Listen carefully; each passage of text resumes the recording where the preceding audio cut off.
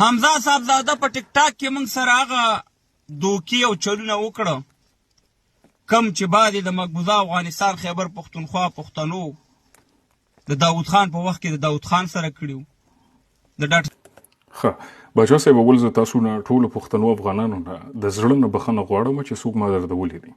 څوک ما خفه کړي دي د هغې دپاره زه بخښنه غواړم دویمه دا خبره باچا صاحب چې کومې خبرې ما کړي دي هغه ما تاسو سره لوبې نه دي کړې هغه ټول ما حقیقتونه ویلي دي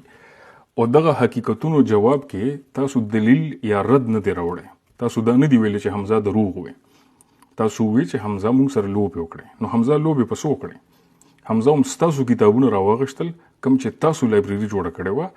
تاسو یې مارکیټینګ وکړو تا په سټمپونه ولګول هماغه کتاب مونږ راواغشو تا ته م کېښوده چې باچا صاحب دی کې خو دا خبره ده نو اوس د خپل کتاب نه وروسته شوې د خپل خبرې نه وروسته شوې په سوشل میډیا کې باچا صاحب زما ریکارډ راوله تر اوسه پورې د 3 کالو کې ما پسې چا ویډیو نه ده کړې چې حمزه دروغ ویلي دي تا پسې شوي دي تا پسې د دروغ ویډیو هم شوې ده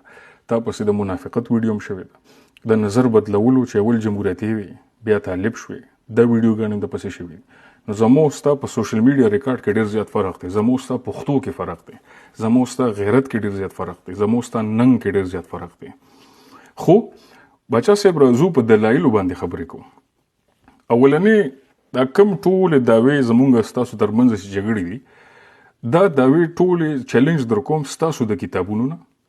د ستاسو لایبرري نه رالم تاسو ته اقدم او تاسو ته ثابتوم او بیا تاسو نرشه دا رد کې اولنې راځو باچا صاحب تاسو په دې خفه شوئ چې ما پښتو تاریخ باندې خبر وکړه پښتو ژبه ستاسو د تاریخ دان کتاب واچولو انسایکلوپیډیا ایرانیکا دعوې وکړه چې دا 3200 کاله زړه ده دغه کتاب ما راواغستو ځکه پښتون لیجسي لایبرري جوړه کړې ده موږ پښتانو زما په نوم چې یو کار کوي نو زه خو به ګورم چې دا ته څه کوې زما په نوم روا مې غوستو باچا صاحب د تمې غوستو چې په دې کتاب کې خو په دې پاڼه باندې په 503 دا تاسو ته زه لګوم 503 نمبر پاڼه باندې لیکي چې پښتو خو اتمه صدۍ کې مخې ته راله نو تاسو په خفه شوئ او تر اوسه پورې ستاسو هغه تاریخدان ښکاري نه نو مخې ته راغی نه د ویډیو جوړه کړې نه جواب راکړو چې حمزه وروره ته دروغ وایې یا ما دروغ ویلو وروسته شوی د هر څه نه دا اولنۍ دا اوس تاسو غلطه دروغ ثابته شوه راځو دویمې نقطې له احمدشاه بابا باندې تاسو ټول عمر د جګړې کړي دي خلکو ته ګل خانان ویلي دي ما سره هم جګړې کړي دي بیا تاسو کتاب واچولو او په دې لایبرري کې دا کتاب د احمدشاه دراني په نوم باندې چې لیکوال یې ډاکټر ګندا سنګ دی او ژباړن یې نصر الله سومن منګل دی دا کتاب تاسو راوړو دا مونږ نه دی راوړی په دې کتاب کې په دویم فصل کې لیکي د احمدشاه وړکتوب احمدشاه دراني چې مور او پلار احمد خان بالا د سدوزیو د پښې د ابدالي زمان خان دویم زوی دی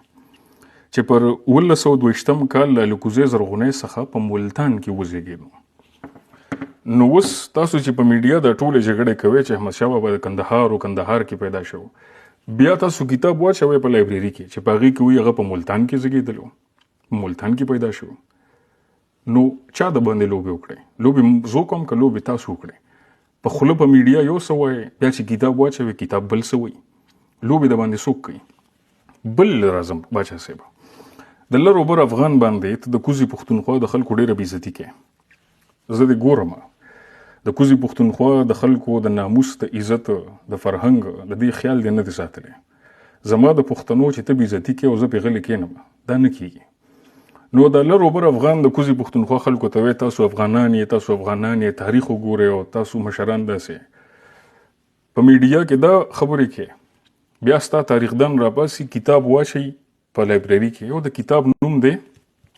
پښتون افغان او افغانستان دا وګورئ د دې لیکوال څوک دی پوهان ډاکټر محمد حسن کاکړ په دې کې حسن کاکړ صاحب څه وایي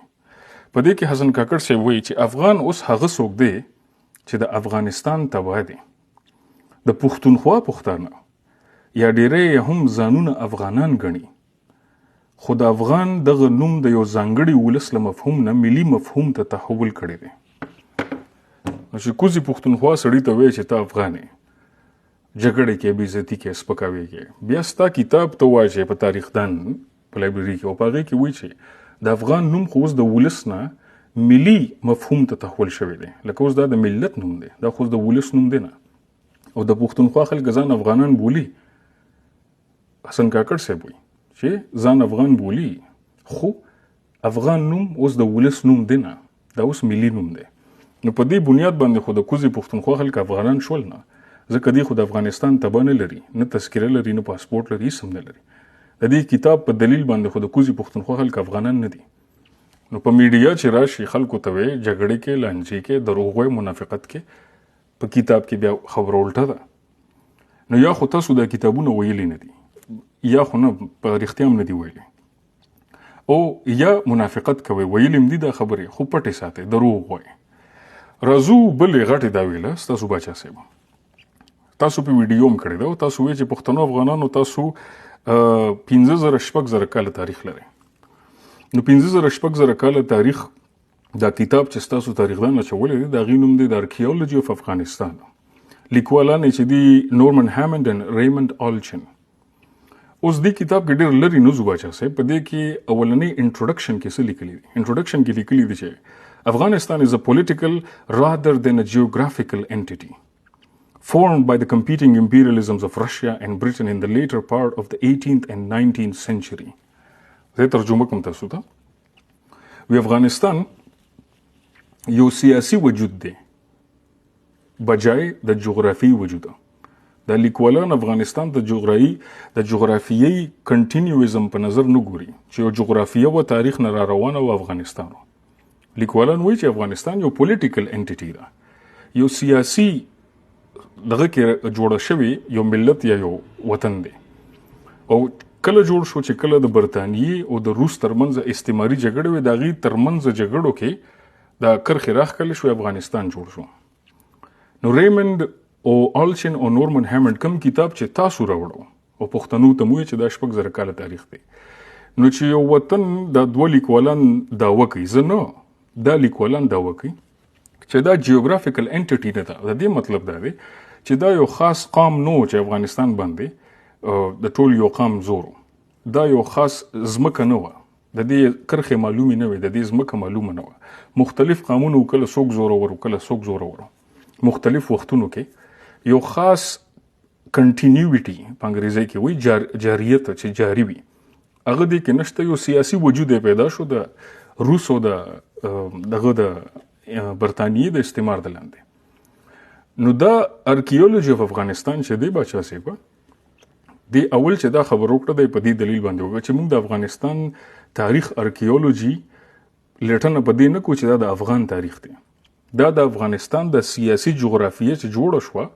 په دې کې چې کم کم قامونه آبادو، د دې قامونو تاریخونو ته مونږ ځو.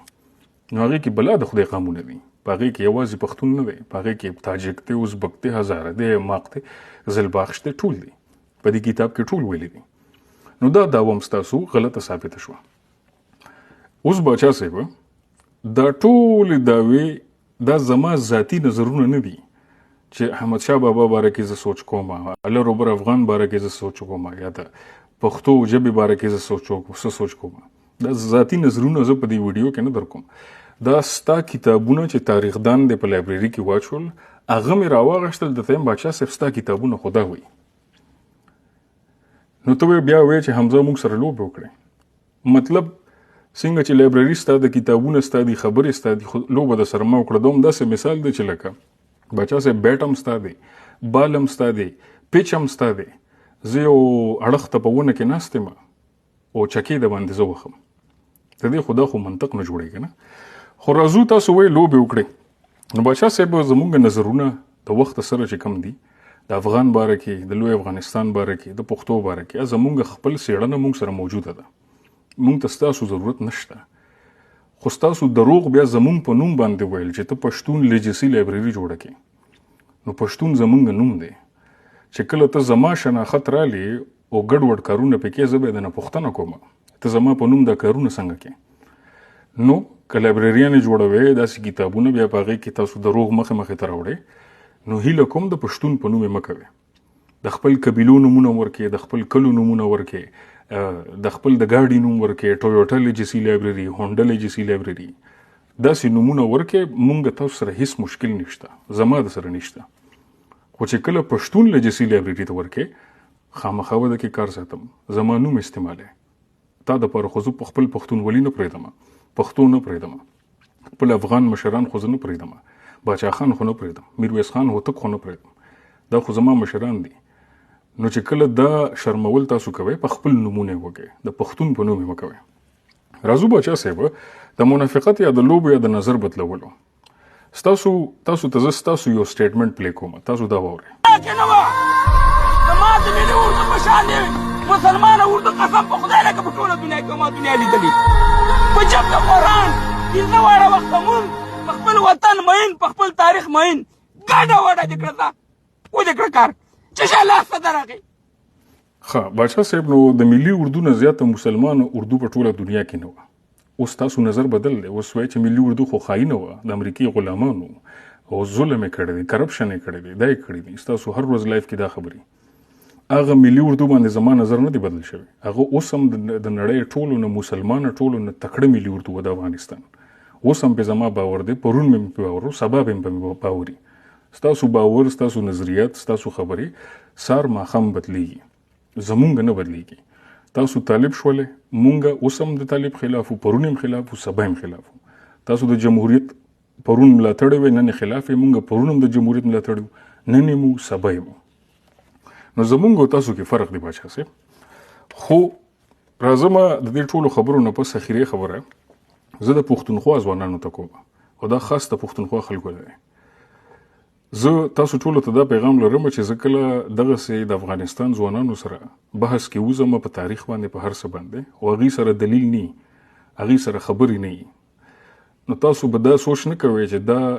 د افغانستان نمایندګان دي یا باچا کمول دروغ وي. د دې تاریخدانان د کم ټیک ټاک کې چې مبارزین دي چتي افغانان، دا منافقت کوي، رنګونه بدلوي. تاسو به دا سوچ نه کوئ چې دا د افغانستان نمایندګان دي. افغانانو نه تکړه، غیرتی، بلمپاله، په هر څه کې ولاړه خلک د سره شته نه. دا د هغې معاشرې منافقین دي. دغسې زمونږ په معاشره کې منافقین شته دی چې کوم د پنجاب سره ولاړ دي او د پښتنو خلاف دي.